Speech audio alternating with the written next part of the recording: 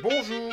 Dans cette vidéo, tu vas pouvoir apprendre à représenter un nuage de points pour une série statistique à deux variables et ensuite à calculer le point moyen qu'on va également représenter.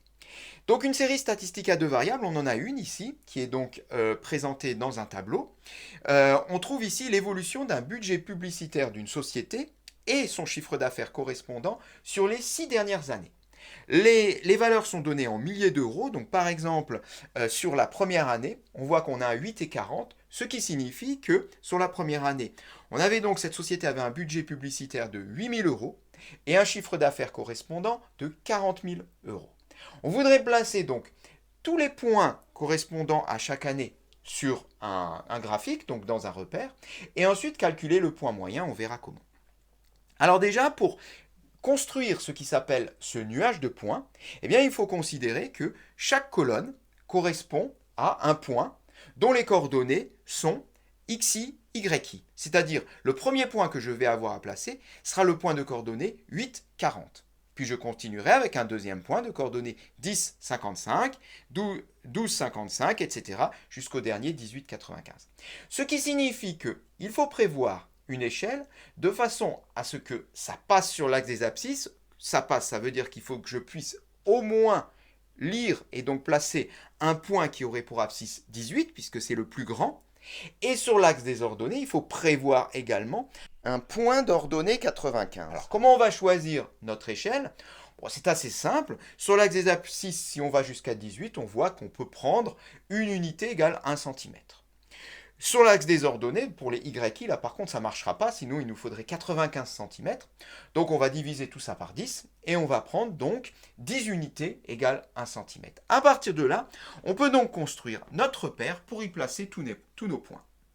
Et bien pour le reste, c'est un exercice assez simple. On prend donc colonne par colonne et on marque à chaque fois un point qui va former notre nuage de points. Donc le premier point, c'est donc le point de coordonnées 8, 40. Je le place dans mon repère. J'ai donc un premier point.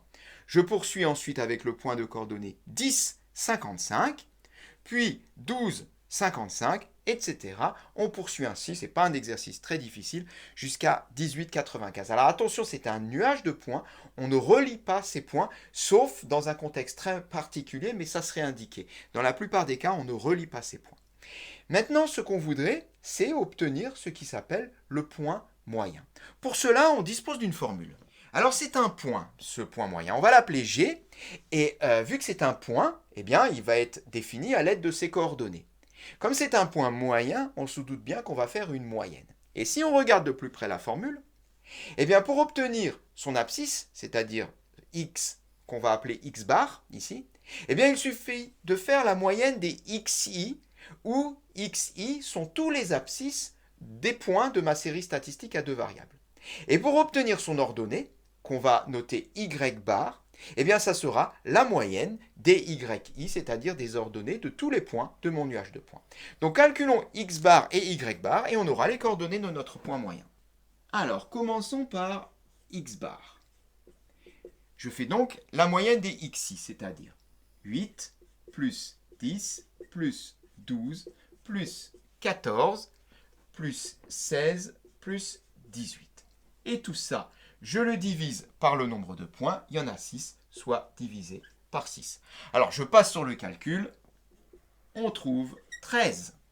Pour y bar, alors de même, voilà, on poursuit en notant donc tous les yi, on divise bien évidemment par 6 puisqu'il faut faire la moyenne comme pour le précédent, et on trouve 65. Eh bien le point moyen G a pour coordonnées 13, 65. Voilà qui est noté. Et bien maintenant, qu'est-ce qu'il nous reste à faire? Il ne nous reste plus qu'à placer ce point moyen, c'est-à-dire le point de coordonnées 13, 65. Voilà. Et donc, on a représenté notre point moyen. Cette séquence est terminée.